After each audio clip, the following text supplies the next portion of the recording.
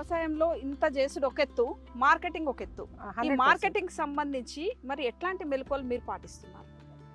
మా వరకు వచ్చేటప్పటికండి, ఇప్పుడు మాది 6.5 acres అన్న కదా, దీంట్లో మేము కొంత నర్సరీ, కొంత ఫ్రూట్ ప్లాంట్స్, ఇవన్నీ అన్నీ మిక్స్డ్ ఉన్నాయి కాబట్టి వచ్చినటువంటి పంటను మేము డైరెక్ట్గా రైతుకి ఇస్తున్నాం. రైతు దగ్గర నుంచి ఫార్మర్కే ఇస్తున్నాం. మేము అంటే మధ్యాహ్నం మిడిల్ మ్యాన్ ఉండడు. మిడిల్ మ్యాన్ లేదు. అయితే ఫామ్ టు ప్లేట్ అంటే మనం పండించినటువంటి పంటను డైరెక్ట్గా తినగలిగేటటువంటి పరిస్థితులు ఇవ్వాలనే ఉద్దేశం మీద దాని మీద కాన్సన్ట్రేట్ చేసినాము.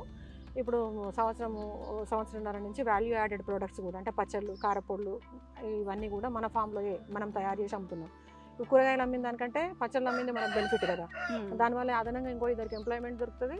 తర్వాత మనము ఈ వెంటనే ఈ పూటనే అమ్మట్లేదు అని అనడానికి కూడా కుదరదు, అట్లా చేస్తున్నాం.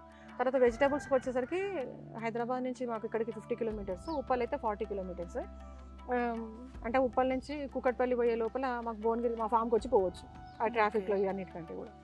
అట్లా బాగానే వస్తున్నారండి కస్టమర్స్, హైదరాబాద్ నుంచి వస్తున్నారు. వీక్లీ వన్స్ వచ్చి ఏమేమి ఉన్నాయి అనేది తీసుకెళ్తుంటారు అనమాట. అంటే మీకు కస్టమర్స్కి మీకు ఒక అనుసంధానం ఉన్నది. ఇప్పుడు మాకు పర్మనెంట్ కస్టమర్స్ కొంతవరకు మేము ఏర్పాటు చేసుకున్నాము.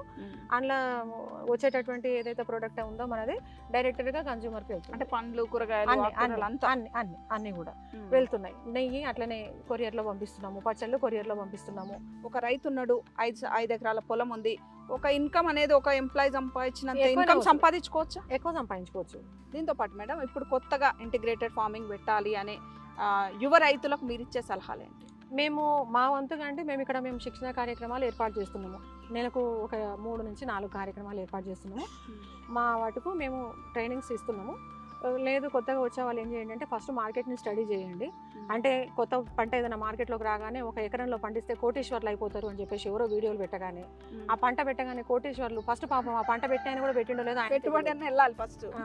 అట్లా కాకుండా కోటీశ్వర్లు కాదు, కనీసం మనకు కూటికి గతి లేకుండా ఉంటే సరిపోతుంది, మన కూటి గతి ఉండాలి అని చెప్పేసి ఫస్ట్ పంట పండిస్తే మనం ఆరోగ్యంగా ఉండాలి, మన కమ్యూనిటీ ఆరోగ్యంగా ఉన్నాక బయట అమ్ముకుంటాము.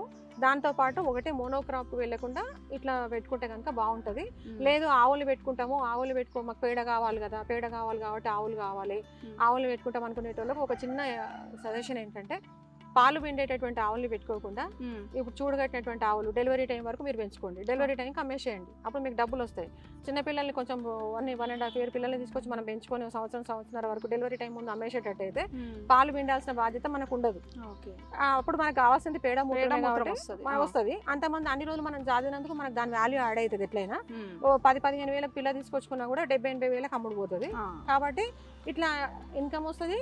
అట్లా మనకు న్యాచురల్ ఫార్మింగ్ అవసరమైనటువంటి పేడ కూడా రావాలి. ఓవరాల్ గా అయితే ఇంటిగ్రేటెడ్ క్రాపింగ్ దిశగా రైతులు మరలితేనే వాళ్ళకు చేతి నిండా అంతే పని ఉంటుంది, ఇన్కమ్ ఉంటుంది, రెండు ఉంటాయండి. ఇప్పుడు ఒక రైతు ఫస్ట్ ఎంత పొలంలో ఫస్ట్ ఇనిషియల్ స్టేజ్ లో ఒక ప్రాక్టికల్ బేస్ లో ఇది చేస్తే బాగుంటది? ఇంతనేం లేదండి, ఎకరం ఉన్న రైతులు ఉన్నారు, 100 ఎకరాలు ఉన్న రైతులు ఉన్నారు.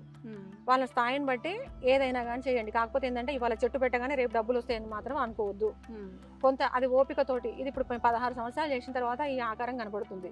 వాస్తవంగా కూడా దీంట్లో ఒక వేప చెట్టు, ఒక జామ చెట్టు తప్ప ఏ చెట్టు లేకుండే. అటువంటి అప్పుడు దీన్ని ఇప్పుడు ఉన్నటువంటి ఏదైతే ఉందో దీంట్లో 500 రకాల చెట్లు, ఇన్ని రకాల పశువులు, దగ్గర ఉదయాన్నే మా దగ్గర కెమికల్స్ ఏం పెట్టాం కాబట్టి ఒక 40 నుంచి 45 రకాల పక్షులు వస్తున్నాయట. బర్డ్ లవర్స్ చెప్తున్నారు అనమాట. 40-45 రకాల పక్షులు వస్తున్నాయి. అంటే జీవ వైద్యాన్ని మనం ఎట్లయితే చేస్తున్నామో ఇదంతా చేయడం అనేది ఒక రోజులో అయిన పని కాదు, ఓపికనే కావాల్సింది. ఆ ఓపికతోని మీరు 1 acre చేయండి, ఒక గుంటలో చేయండి, 10 ఎకరాలలో చేయండి, కానీ ఓపికతో చేయండి, డెఫినెట్గా ఫ్రూట్స్ అయితే దొరుకుతాయి. థ్యాంక్ యూ మేడం, మంచి సమాచారం. నమస్తే అండి.